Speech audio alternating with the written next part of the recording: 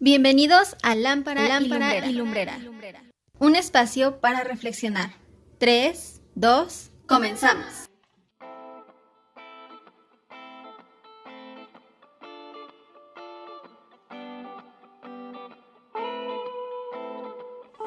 Vamos por favor al libro del profeta Oseas. Hoy vamos a estar viendo al Señor Jesucristo en el libro del profeta Oseas. Es un libro, es el primer libro de los profetas menores. No porque su mensaje haya sido menos importante, sino porque el tamaño, digamos, del libro es un poco más pequeño que el de Jeremías o que el de Ezequiel, el de Isaías. Entonces por eso son considerados profetas menores. En la distribución de los libros de los judíos, es decir, lo que para ellos es la Tanakh, así le dicen ellos.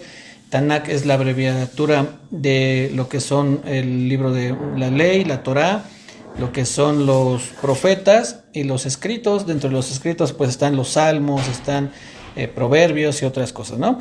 Entonces los judíos a estos libros, a los profetas menores, decían el libro de los 12 o los 12, porque son 12 profetas menores, y el primero de ellos es Oseas. Oseas es el primero de estos profetas menores. Y si me acompañan por favor a Oseas capítulo 13. Oseas capítulo 13, vamos a ver qué es lo que menciona aquí. Un verso nada más es el que vamos a considerar prácticamente de Oseas, y después vamos a estar viendo otras cosas. Esta enseñanza la vamos a dividir en tres partes. La primera es donde Oseas menciona algo relacionado al Señor Jesucristo. Vamos a ver después en el Nuevo Testamento cómo el apóstol Pablo menciona que eso ya se cumplió, lo que está profetizado aquí en Oseas. La segunda parte vamos a estar viendo por qué, vamos a tener una especie de recordatorio de por qué es que estamos considerando o estudiando o encontrando al Señor Jesucristo a lo largo de toda la Biblia. Y por último vamos a tratar de ver una aplicación práctica para nuestra vida y también la obra del Espíritu Santo conforme a lo que las Escrituras nos enseñan, ¿sí? Entonces en esta primera parte vamos a ver lo que dice Oseas capítulo 13 verso 14. Dice lo siguiente: de la mano del Seol los redimiré, los libraré de la muerte. Oh muerte, yo seré tu muerte y seré tu destrucción, oh Seol. La compasión será escondida de mi vista. Vuelvo a leerlo. De la mano del Seol los redimiré, los libraré de la muerte. Oh muerte, yo seré tu muerte y seré tu destrucción, oh Seol. La compasión será escondida de mi vista. Este pasaje después en Primera de Corintios, el apóstol Pablo lo relaciona directamente con el Señor Jesucristo, hablando de esa muerte, no la muerte física, sino de la muerte eterna. Todos los seres humanos en algún momento, o la gran mayoría, vamos a morir. De hecho, en ese pasaje que vamos a leer ahorita, el apóstol Pablo menciona un poco acerca de esto, de que dice, no todos dormiremos, pero todos seremos transformados. ¿Cuál es nuestra esperanza? Que ya sea que al morir o cuando venga el Señor Jesucristo, nuestra muerte no será eterna. ¿A qué me refiero o a qué se refiere la Biblia con muerte eterna? La muerte eterna es la separación eterna de Dios. Realmente todos los seres humanos somos eternos. La gran diferencia es que los que hemos creído en el Señor Jesucristo, esa eternidad la pasaremos junto a Él. Los que no han creído en el Señor Jesucristo, esa eternidad la pasarán en un castigo eterno. Entonces a ese castigo eterno se le conoce como la muerte eterna o la separación eterna de Dios. Para otros, los que conocemos al Señor Jesucristo, se les llama que estamos en la vida eterna o estaremos juntos eternamente al Señor Jesucristo. Entonces, cuando en este pasaje que escuchamos acerca de la muerte, no se refiere a la muerte física, sino a la muerte eterna, a la separación eterna de Dios. Entonces, y después viene un cumplimiento real en cuanto a la muerte, ya la muerte literal, porque nuestros cuerpos, al ser transformados, al ser glorificados, ya no vamos a morir. En ese sentido, va a haber también una vida eterna. Viviremos en cuerpos glorificados, los cuales ya no tendrán frío, no tendrán sed, no tendrán hambre, no tendrán dolor, y entonces esos cuerpos serán eternos, unos cuerpos que nunca morirán. Pero lo vamos a ir viendo poco a poco, ¿sí? Tengamos presente lo que dice aquí Oseas 13:14. De la mano del Seol lo redimiré. El Seol se refiere al lugar de los muertos, a donde se sepultaban, a lo que es el Hades, como se le conoce en el Nuevo Testamento, es el lugar de los muertos. Dice, de la mano del Seol, o de la muerte, o del lugar de los muertos, lo redimiré. Los libraré de la muerte, oh muerte, yo seré tu muerte y seré tu destrucción, oh Seol. La compasión será escondida de mi vista. Ahora sí vamos a 1 Corintios capítulo 15, por favor, y vamos a ver lo que el apóstol Pablo o el Espíritu Santo a través del apóstol Pablo nos va a enseñar en este pasaje. 1 Corintios 15. Y vamos a leer lo que les comentaba. Aquí el apóstol Pablo, el contexto a esto que vamos a leer es que viene hablándole a la iglesia en Corinto acerca de la resurrección, de la transformación de nuestros cuerpos. Y vamos a ver lo que dice a partir del verso 42. 1 Corintios 15, 42. Dice, así también es la resurrección de los muertos. Se siembra en corrupción, resucitará en incorrupción. Se siembra en deshonra, resucitará en gloria. Se siembra en debilidad, resucitará en poder. Se siembra cuerpo animal, resucitará cuerpo espiritual. Hay cuerpo animal y hay cuerpo espiritual.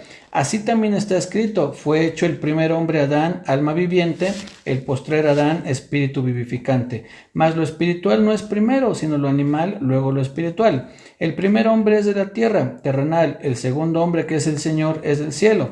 Cual el terrenal, tales también los terrenales, y cual el celestial, tales también los celestiales.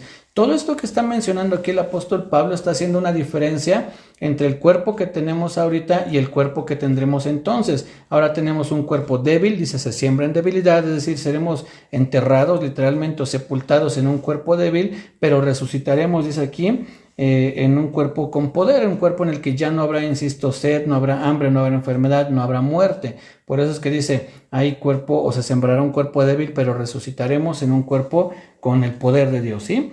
Y después dice en el verso 49, y así como hemos traído la imagen del terrenal, traeremos también la imagen del celestial. Pero os digo, hermanos, que la carne y la sangre no pueden heredar el reino de Dios, ni la corrupción hereda la incorrupción. Aquí está hablando el apóstol Pablo, que nosotros no podemos entrar en este cuerpo que tenemos ahorita, no podríamos heredar la eternidad, porque este cuerpo se cansa, se va desgastando, nos vamos cada vez cansando más, vienen ya ciertos síntomas de que nuestro cuerpo le pesa ya la edad, ¿no?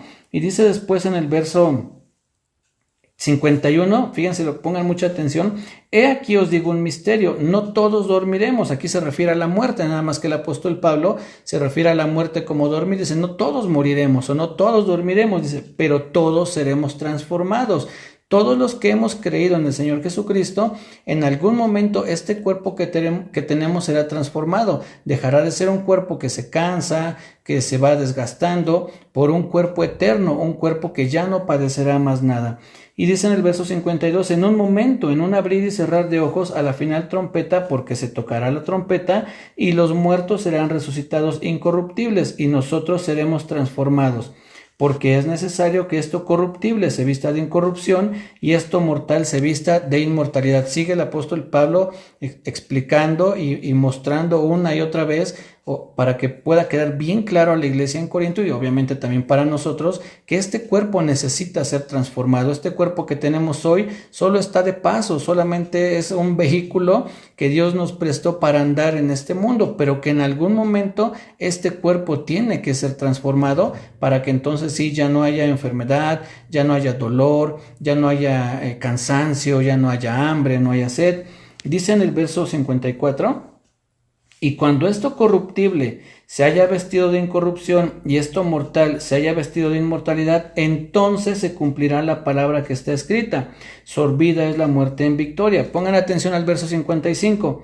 ¿Dónde está, oh muerte, tu aguijón? ¿Dónde, oh sepulcro, tu victoria? Ya que el aguijón de la muerte es el pecado y el poder del pecado la ley. Mas gracias sean dadas a Dios que nos da la victoria por medio de nuestro Señor Jesucristo. Vuelvo a leer el verso 55, dice, ¿dónde está, oh muerte, tu aguijón? ¿Dónde, oh sepulcro, tu victoria? ¿Cuál era el aguijón de la muerte? Lo dice en el verso 56, ya que el aguijón de la muerte es el pecado, es decir, aquello que nos mataba, aquello que había traído la muerte eterna a nuestra vida es el pecado. Tú y yo estábamos destinados a una muerte eterna porque éramos pecadores o somos pecadores, pero que el Señor Jesucristo intervino en nuestra vida. En algún momento nosotros creímos en Él, nos arrepentimos de nuestros pecados y entonces nuestros pecados son perdonados, son quitados de nosotros y ya la muerte ya no tiene ese poder que antes tenía en nosotros. Vuelvo a decirlo, muy posiblemente muchos de los que estemos aquí ciertamente experimentaremos la muerte física, pero no la muerte eterna. Sabemos que al morir en este cuerpo tendremos una vida eterna junto al Señor Jesucristo. Las otras personas que no han creído, también en algún momento este cuerpo tendrán que morir en el cuerpo, pero irán a una muerte eterna, es decir, a una separación eterna de Dios. Para ti y para mí la esperanza, para ti y para mí las buenas noticias es que tú y yo ya no vamos a sufrir de esa muerte eterna. Ya la muerte fue vencida por medio de nuestro Señor Jesucristo. Lo dice más adelante el apóstol Pablo en el verso 57. Mas gracias sean dadas a Dios que nos da la victoria por medio de nuestro Señor Jesucristo. Si tú y yo hoy podemos tener esa vida eterna, es gracias al sacrificio de nuestro Señor Jesucristo. Él murió por ti y por mí. Tú y yo teníamos que haber muerto para pagar nuestros pecados, pero lo hizo Él. Y nosotros que creemos en Él, entonces nos refugiamos bajo su sacrificio, bajo el perdón de sus pecados, y la muerte ya no tiene cumplimiento en nosotros. Ya no puede venir esa muerte eterna a nuestra vida. Vuelvo a decirlo para que quede claro, muy posiblemente muchos sí vamos a morir del cuerpo físico, pero no en una muerte eterna. Después de esta vida pasaremos a la vida eterna con nuestro Dios. Y esto, lo que vimos en Oseas fue ahí viene esa especie de promesa de que nos librará de la muerte, aunque en ese momento se lo está prometiendo a su pueblo, le está prometiendo al pueblo de Israel que los librará de la muerte, pero sabemos que en algún momento el Señor Jesucristo extiende la salvación a todo el mundo. Ir por todo el mundo y predicar a toda criatura. Ahí dentro de todo el mundo entramos tú y yo, ¿no? El Señor Jesús extiende la salvación ya no solamente para los judíos, sino ahora también para todo el mundo. El contexto del libro de Oseas es un libro que de verdad es muy hermoso, tiene cosas muy fascinantes. Entre las cosas que sucede ahí, para tener un poquito de idea por qué es que el Señor les promete esto al pueblo de Israel, Dios le dice a Oseas, que era un profeta, que vaya y se case con una mujer, dice fornicaria, adúltera, una mujer de prostitución, es decir, una mujer que no le iba a ser fiel. Y de alguna manera refleja un poco la relación que tenía Dios con su pueblo, con el pueblo de Israel, porque aunque Dios siempre ha sido fiel, el pueblo de Israel no le fue fiel. El pueblo de Israel lo cambió por otros dioses, lo cambió por ídolos, lo cambió por imágenes, lo cambió por prácticas que los alejaban de Dios. Y lo que trata Dios de dar a entender en medio de la historia de Oseas es que aunque el pueblo de Israel le fue infiel, Él aún así, por el amor que les tiene, los va a salvar. En un verso que está en el libro del profeta Oseas, les dice: te amaré de pura gracia. En otras palabras, le da a entender, no mereces que te ame, pero de pura gracia te voy a amar, les dice Dios en ese pasaje a su pueblo. Y es algo similar lo que tú y yo alcanzamos. No es que tú y yo sí mereciéramos el amor de Dios. Dios nos amó de pura gracia, no lo merecíamos, pero su gracia se extendió a nosotros. Hay un pasaje en Romanos que está tomado del libro del profeta Malaquías, donde Dios dice: a Esaú aborrecí, mas a Jacob amé, o al revés, a Jacob amé, mas a Esaú aborrecí.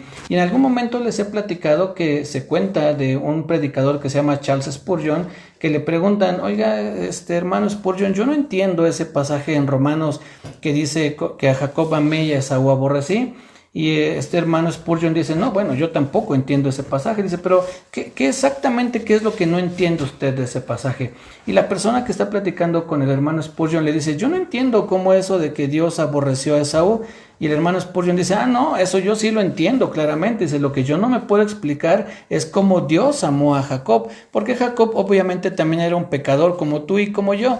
Entonces, lo increíble no es que Dios haya aborrecido a Esaú, porque Esaú había hecho cosas como para que Dios lo aborreciera. Lo increíble es cómo pudo amar a un hombre siendo pecador, en este caso como Jacob, pero también como tú y como yo. Les he dicho, si Dios nos aborreciera, sería lo más natural. Hemos hecho tantas cosas terribles que ofenden a Dios, que lo más natural es que nos aborreciera. Pero ahí se manifiesta el amor de Dios, y que fue extendido a nosotros, como le dijo a su pueblo, de pura gracia te amaré. Es por la gracia de Dios que Él nos ha amado, y esa gracia que nos hace entrar bajo la salvación de nuestro Señor Jesucristo, y que ya no seamos tú y yo esos reos condenados a una muerte eterna, sino que ahora tengamos la salvación por medio de nuestro Señor Jesucristo. Es Él quien nos ofrece esa salvación por medio de su sacrificio en la cruz. Y dice en este verso de Corintios 15, el verso 57, vuelvo a leerlo: más gracias sean dadas a Dios, que nos da la victoria por medio de nuestro Señor Jesucristo. La victoria que tú y yo hoy tenemos nos la dio Dios, pero por medio de su Hijo Jesucristo. Entonces, lo que quería enfocarme en esta noche en cuanto al Señor Jesucristo en el libro del profeta Oseas es que Él venció la muerte. Él venció la muerte por nosotros para que tú y yo ya no tengamos que sufrir esa muerte o separación eterna y por consecuencia un castigo eterno lejos de Dios. Entonces tú y yo ya no tenemos que pasar por eso. Los que hemos creído en el Señor ya tenemos una esperanza diferente, pero no tenemos nosotros también que permanecer en lo que la Biblia nos enseña. No me voy a adelantar. Vamos a ver la segunda parte de esta enseñanza. La primera, como les comentaba, es tener presente que el Señor Jesucristo venció a la muerte por nosotros y que tú y yo ya no tenemos que sufrir esa muerte. Pero quiero recordar también un poquito por qué es que estamos estudiando o encontrando al Señor Jesucristo a lo largo de toda la Biblia. ¿Qué es lo que nos ha llevado a eso? No es algo que se me haya ocurrido a mí, e incluso ni siquiera a un hombre. Es algo que Dios ya tenía planeado que así fuera, que el Señor Jesucristo de una o de otra manera estuviera en las Escrituras. Y para ello acompáñenme, por favor. Vamos a ver primero la segunda carta que escribe el apóstol Pedro, segunda de Pedro, capítulo 1. Vamos a ver por qué es que estamos intentando encontrar al Señor Jesús a lo largo de toda la Escritura. Vamos a ver que toda la Escritura en algún momento se refiere o se centra en el Señor Jesucristo. Segunda de Pedro 1, versos del 19 al 21 dice: tenemos también la palabra profética más segura, a la cual hacéis bien en estar atentos como a una antorcha que alumbra en lugar oscuro, hasta que el día esclarezca y el lucero de la mañana salga en vuestros corazones, entendiendo primero esto, que ninguna profecía de la Escritura es de interpretación privada, porque nunca la profecía fue traída por voluntad humana, sino que los santos hombres de Dios hablaron siendo inspirados por el Espíritu Santo. Todo lo que tú y yo encontramos en la Biblia como profecía fue inspirada por el Espíritu Santo. Es lo que dice aquí en 2 de Pedro 1:21, porque nunca la profecía fue traída por voluntad humana, sino que los santos hombres de Dios hablaron siendo inspirados por el Espíritu Santo. Entonces, la inspiración de las Escrituras viene por parte del Espíritu Santo. Entonces, esto nos da a entender que fue el Espíritu Santo quien se propuso centrar o encontrar en toda la Biblia al Señor Jesucristo. Fue el quien inspiró que los profetas hablaran acerca del Señor Jesucristo. Pero vamos a ver ahora, ya que tengamos esto bien presente, toda la Escritura, lo que hablaron los profetas fue inspirado por el Espíritu Santo. Entonces fue el Espíritu Santo quien enfocó al Señor Jesucristo a lo largo de todas las Escrituras, ¿sí? Vamos a ver ahora lo que dice el mismo Señor Jesucristo, ya lo hemos visto antes, pero vamos a ver en palabras del Señor Jesús cómo Él mismo dice que toda la Biblia habla de Él, o todo lo que para ese tiempo era la Escritura. No era como tal la Biblia. Cuando el Señor Jesucristo estuvo aquí en la tierra, solamente tenían lo que son la Escritura o las Escrituras hebreas, ¿sí? Vamos a Lucas, por favor, Lucas 24. Este pasaje recién lo vimos, no tiene mucho que lo consideramos también, pero no está de más volverlo a considerar.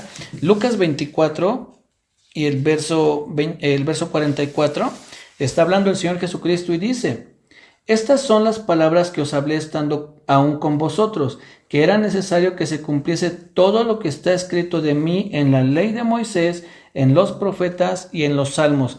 Aquí el Señor Jesucristo hace alusión a la triple división de lo que son los escritos o los textos judíos. Los judíos dividen en tres lo que es su Biblia, si me permiten la expresión. Ellos la dividen en la ley, en los profetas y en los escritos, o como en este caso se menciona, en los salmos. Y el Señor Jesucristo dice que era necesario que se cumpliese todo lo que está escrito de mí, dice en la ley de Moisés, en los profetas y en los salmos. En otras palabras, en toda la Escritura. El mismo Señor Jesús hace alusión a que toda la Escritura está enfocada en Él. Se tiene que cumplir en Él todo lo que estaba escrito en la ley de Moisés, en los profetas y en los salmos. Entonces recordemos que cuando el apóstol Pedro, en lo que leímos, dice que los santos profetas hablaron siendo inspirados por Dios, se está refiriendo a las escrituras del Antiguo Testamento, porque para cuando el apóstol Pedro escribió eso, apenas estaban escribiendo algunas de las cosas que tenemos en el Nuevo Testamento. Entonces el apóstol hace referencia al Antiguo Testamento, y aquí el Señor Jesús también dice: todo lo que está en el Antiguo Testamento se refiere a mí. Todo me refiero a que en todos los libros, no que cada versículo, cada palabra o cada figura tenga una referencia al Señor Jesús, pero sí en términos generales cada libro nos va a hablar algo acerca del Señor Jesucristo, ¿sí? En Juan capítulo 5 vamos a ver lo que dice el Señor Jesús. En Juan capítulo 5 va nuevamente hablar acerca de las escrituras y de lo que él dice. Juan capítulo 5, verso 39, dice lo siguiente. Está nuevamente hablando el Señor Jesús y dice: escudriñad las escrituras, porque a vosotros os parece que en ellas tenéis la vida eterna, y ellas son las que dan testimonio de mí. Nuevamente el Señor Jesús vuelve a decir que las escrituras, el enfoque primordial de las escrituras es el Señor Jesucristo. Dice: escudriñen las escrituras, porque a ustedes les parece que en ellas tienen vida eterna, y son precisamente ellas las que hablan de mí, dice el Señor Jesucristo. Entonces volvemos a ver cómo toda la escritura siempre tiene que tener un enfoque en el Señor Jesucristo. Podemos encontrar enseñanzas, podemos encontrar cosas que pueden aportar a nuestra vida, pero no podemos quitar el ingrediente principal de las escrituras, que es el Señor Jesucristo. Todo fue inspirado para que apuntara al Señor Jesucristo, como una especie de lupa que pone uno al sol, y esa lupa concentra los rayos del sol en un solo punto. Más o menos es así lo que sucede. Todo lo que dice la escritura lo concentra en la persona de nuestro Señor Jesucristo. Desde Génesis hasta Apocalipsis podemos encontrar de alguna manera la obra, la persona, profecías, cosas que están relacionadas a nuestro Señor Jesucristo, como ahorita fue el caso que vimos en Oseas, y como hemos venido viendo desde Génesis hasta el libro que ahorita estamos considerando, ¿sí? Entonces, teniendo esto en mente, ya vimos que el mismo Señor Jesucristo dice que las escrituras hablan de Él, y pudimos ver también cómo el Señor Jesucristo nos ha librado de esa muerte eterna. Pero ahora vamos a ver algo más, algo que es muy importante y que en lo que tú y yo debemos de tener presente para que podamos nosotros permanecer junto al Señor Jesucristo y permanecer en esa vida eterna, que es lo que tú y yo tenemos que hacer. Si me acompañan a Juan, aquí mismo en Juan, pero ahora vamos al capítulo 14, por favor. Esta es la tercera parte de nuestra enseñanza. La primera fue lo que encontramos en Oseas del Señor Jesucristo. La segunda parte es por qué el Señor Jesús está en toda la Biblia. Y ahorita vamos a ver qué es lo que tú y yo debemos hacer para estar permaneciendo en nuestro Señor Jesucristo. Juan capítulo 14.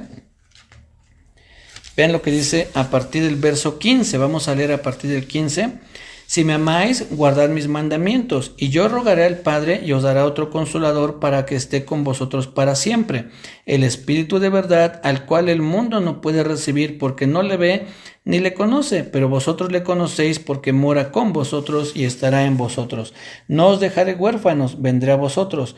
Todavía un poco y el mundo no me verá más, pero vosotros me veréis. Porque yo vivo, vosotros también viviréis. En aquel día vosotros conoceréis que yo estoy en mi Padre, y vosotros en mí, y yo en vosotros. El que tiene mis mandamientos y los guarda, ese es el que me ama. Y el que me ama será amado por mi Padre, y yo le amaré y me manifestaré a él. Aquí lo primero que nos está diciendo el Señor Jesucristo es que una manera en que nosotros le expresamos nuestro amor es obedeciéndole. Dice en el verso 21, el que tiene mis mandamientos y los guarda, ese es el que me ama. Y después dice, y el que me ama será amado por mi Padre, y yo le amaré y me manifestaré a él. Aquí ya nos está dando el Señor Jesús una especie de mandamientos, pero podemos decirle de tips en la forma en que tú y yo podemos estar en Él, permanecer en Él, en la que no vamos a poder ser separados de Él, siempre y cuando que guardemos sus mandamientos. Más adelante lo va a decir un poco más claro. Vean lo que dice el verso 23. Respondió Jesús y le dijo, el que me ama, mi palabra guardará, y mi Padre le amará, y vendremos a Él y haremos morada con Él. El que no me ama no guarda mis palabras, y las palabras que habéis oído no es mía, sino del Padre que me envió. Os he dicho estas cosas estando con vosotros. Verso 26 es muy importante. Mas el Consolador, el Espíritu Santo, a quien el Padre enviará en mi nombre, Él os enseñará todas las cosas y os recordará todo lo que yo os he dicho. Les decía hace un ratito que dos cosas que íbamos a aprender aquí es a permanecer en el Señor Jesucristo y a conocer una gran parte de la obra del Espíritu Santo, que es centrar al Señor Jesucristo. Siempre vamos a mantener un enfoque en el Señor Jesucristo. ¿Gracias a qué? A la obra del Espíritu Santo, a que es Él que nos enseña todas las cosas. Dice en este verso, en el verso 26, Él os enseñará todas las cosas y os recordará todo lo que yo os he dicho. La obra del Espíritu Santo que aquí menciona el Señor Jesucristo es enseñarnos lo que está en las Escrituras y recordar, en este caso a los discípulos, todo lo que Él había dicho. Esa es la obra del Espíritu Santo, enfocar, centrar al Señor Jesucristo y glorificarlo. Ahorita lo vamos a ver como el mismo Señor Jesús dice que el Espíritu Santo lo va a glorificar, ¿sí? Vamos a seguir leyendo. Ahora vamos a saltar hasta el capítulo 15. El capítulo 14 nos da una idea de que el Señor Jesús nos dice que debemos amarle y la forma de amarle es guardar sus mandamientos. Y parte de esa ayuda que nosotros necesitamos es que el Espíritu Santo vendría a enseñar y a recordar lo que el Señor Jesús había dicho. Esa es parte de esa obra del Espíritu Santo, ¿sí? Después, fíjense, este capítulo 15, yo creo que muchos lo hemos escuchado. Tal vez lo hemos leído. Dice a partir del verso 1: yo soy la vid verdadera y mi Padre es el labrador. Todo pámpano que en mí no lleva fruto lo quitará, y todo aquel que lleva fruto lo limpiará para que lleve más fruto. Ya vosotros estáis limpios por la palabra que os he hablado. Hasta aquí, hasta esta parte que acabamos de leer, comúnmente el enfoque de este pasaje es que nosotros debemos de dar fruto. Eso es lo que comúnmente se enseña, que debemos de dar fruto, que ese fruto glorifica al Padre. Pero si ponemos mucha atención al pasaje, no hay un mandamiento en cuanto a dar fruto. Aquí no se nos manda explícitamente a dar fruto. Lo que se nos manda es a permanecer en Cristo. Y como una consecuencia de permanecer en Cristo es que vamos a dar fruto. Vean lo que dice en el verso 4. Permaneced en mí y yo en vosotros. Como el pámpano no puede llevar fruto por sí mismo si no permanece en la vid, así tampoco vosotros si no permanecéis en mí. El mandamiento que da el Señor Jesús no es dar fruto, es permanecer en Él. Dice, permaneced en mí y yo en vosotros. Una manera de permanecer, como lo vimos antes, es obedeciéndole, demostrándole nuestro amor, obedeciendo a sus palabras. De esa manera vamos a permanecer en Él. Vuelvo a decirlo, muchas veces se enfoca en que debemos de dar fruto, pero la enseñanza, el mandamiento del Señor Jesús es permanecer en mí, y como consecuencia vamos a dar fruto, porque dice, así como el pámpano, si no permanece en la vid, no da fruto, así tampoco si no permanecemos en Él. Entonces, lo que yo quiero en esta noche expresar en cuanto a lo que las Escrituras ya nos enseñan es que debemos de permanecer en el Señor Jesucristo. ¿Para qué? Para que entonces podamos dar fruto, y ese fruto es una muestra también del amor que nosotros tenemos a Él. Pues una forma de permanecer nosotros en Él y Él en nosotros es amándole, y una manera de expresar ese amor es obedeciéndole, ¿sí? Vamos a seguir leyendo un poquito y vean lo que dice en el verso 7, aquí en Juan 15:7. Si permanecéis en mí y mis palabras permanecen en vosotros, pedid todo lo que queréis y os será hecho. En esto es glorificado mi Padre, en que llevéis mucho fruto y seáis así mis discípulos. Como el Padre me ha amado, así también yo os he amado. Permaneced en mi amor. Vuelve el Señor Jesús a mencionar el amor. Pero vean lo que dice el verso 10. Si guardareis mis mandamientos, permaneceréis en mi amor. Ahí está la clave de todo esto. La clave es que nosotros expresemos nuestro amor al Señor Jesucristo obedeciéndole, obedeciendo sus palabras, lo que Él nos ha dicho que hagamos, eso debemos hacer, y esa va a ser la manera en que nosotros le expresemos nuestro amor y permanezcamos en Él, y entonces vamos a dar fruto, ese fruto que glorifica al Padre. Vamos a ver un poquito más adelante, por favor, vamos a ver lo que dice el capítulo 16, y vamos a leer a partir del verso 7. Juan 16, a partir del verso 7, dice lo siguiente: pero yo os digo la verdad, os conviene que yo me vaya, porque si no me fuere, el Consolador no vendría a vosotros, mas si me fuere, os lo enviaré. ¿Por qué es que les convenía? ¿Por qué es que el Señor Jesús dice, les conviene que yo me vaya? ¿Por qué? Recordemos que el Señor Jesús les había dado una encomienda: permanecer en mí, guardar mis mandamientos, y entre otras cosas que también el Señor Jesús les ha dicho es que tienen ellos también que compartir, tienen que dar frutos, es decir, que otras personas también conozcan del Señor Jesucristo, ¿sí? Y ven lo que dice aquí: y cuando Él venga, es decir, les conviene que Él venga, porque cuando Él venga, dice, convencerá al mundo de pecado, de justicia y de juicio. De pecado por cuanto no creen en mí, de justicia por cuanto voy al Padre y no me veréis más, y de juicio por cuanto el príncipe de este mundo ha sido ya juzgado. En otras palabras, nos convenía que el Espíritu Santo viniera porque es Él el que nos iba a convencer a nosotros del pecado en el que estamos. Si el Espíritu Santo no viene, no hubiera venido a la tierra, tú y yo permaneceríamos en nuestro pecado, porque no había una obra que nos convenciera de que tú y yo somos pecadores, que necesitamos arrepentirnos, y alguien que nos rescate de ese pecado. Pero la obra del Espíritu Santo es esa: Él les conviene que Él venga, porque cuando Él venga les convencerá de pecado, de justicia y de juicio. De otra manera, tú y yo estaríamos ciegos, pensaríamos que lo que hacemos en cuanto al pecado está bien, pensaríamos que bueno, todo el mundo lo hace, ¿qué más da si solo es un poquito? Entonces estaríamos ciegos, estaríamos condenados a estar siempre, a permanecer siempre en el pecado, porque no habría alguien que venga a decirnos, hey, eso que tú estás haciendo está mal, y él nos convence, decimos, es cierto lo que estoy haciendo. Cuando se refiere aquí que Él nos convencerá de pecado, esa palabra que se utiliza aquí de convencer es algo así como la idea que da, es como cuando a alguien se le acusa de un delito: eres acusado de homicidio, y si esa persona cometió el homicidio y le preguntan ¿cómo te declaras? Si fuera alguien honesto tendría que decir culpable, me declaro culpable de homicidio. Es algo similar lo que hace el Espíritu Santo: viene a nuestra vida y nos dice, eres acusado de mentiroso, por decir algo, ¿no? O de malediciente o de ladrón. ¿Cómo te declaras? Tendríamos que decir culpable. Soy mentiroso, soy malediciente, soy ladrón, o lo que cada uno de nosotros haya hecho. Esa es la convicción que trae el Espíritu Santo a nuestras vidas: decir, es cierto, soy culpable de los pecados que se me acusan. Pero entra la obra también del Señor Jesús, que Él es quien perdona nuestros pecados para que podamos nosotros, vuelvo a decirlo, acceder a esa vida, acceder a la vida eterna, ¿sí?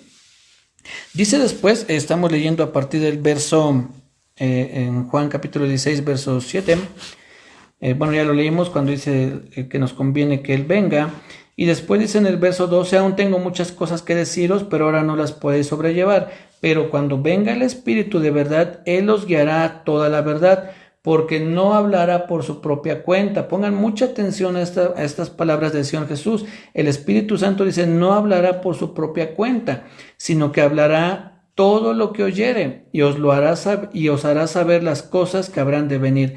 Él me glorificará, porque tomará de lo mío y os lo hará saber. ¿Cuál es una de esas obras impresionantes del Espíritu Santo? Glorificar a Cristo. Él me glorificará porque tomará de lo mío y os lo hará saber. Dice el Señor Jesús, son palabras del Señor Jesús. El Espíritu Santo no habla por su propia cuenta. Dice, Él hablará lo que oyere, y Él me glorificará porque tomará de lo mío y os lo hará saber. Qué interesante e impresionante es esto que dijo el Señor Jesús.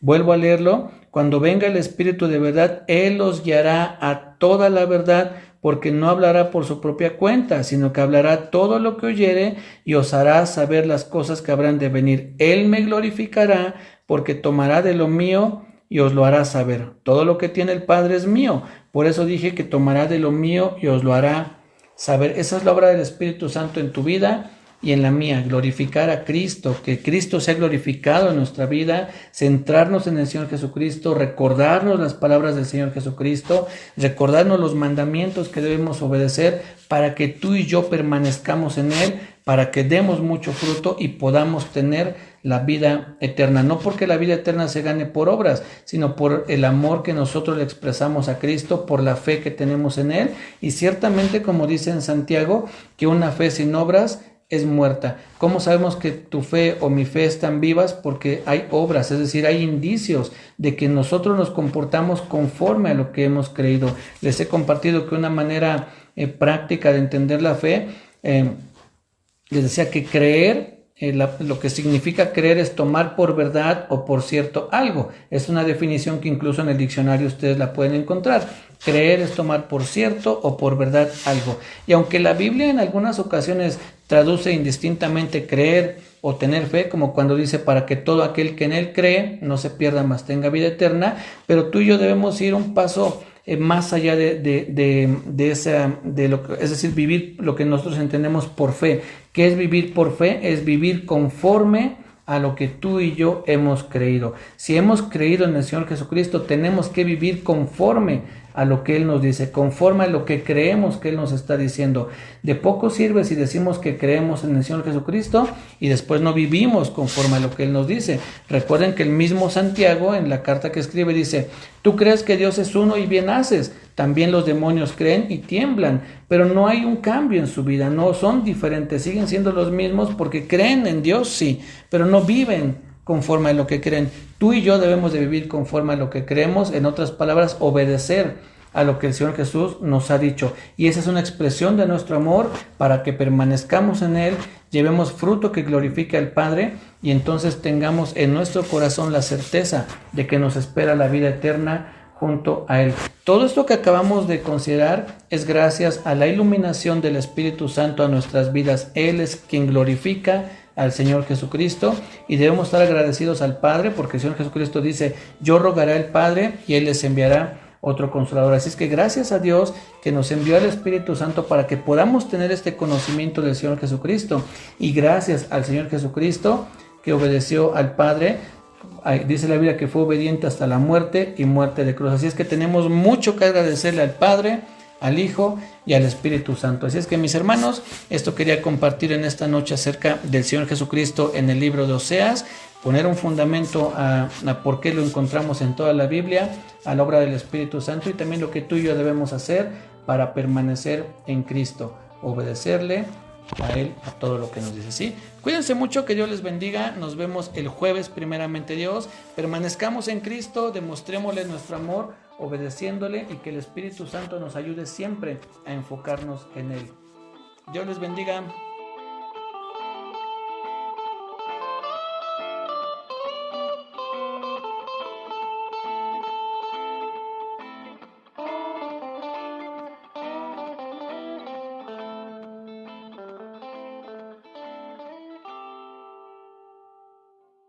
Gracias por escuchar el audio de hoy. Te esperamos en el siguiente capítulo de Lámpara y Lumbrera. Que Dios te bendiga.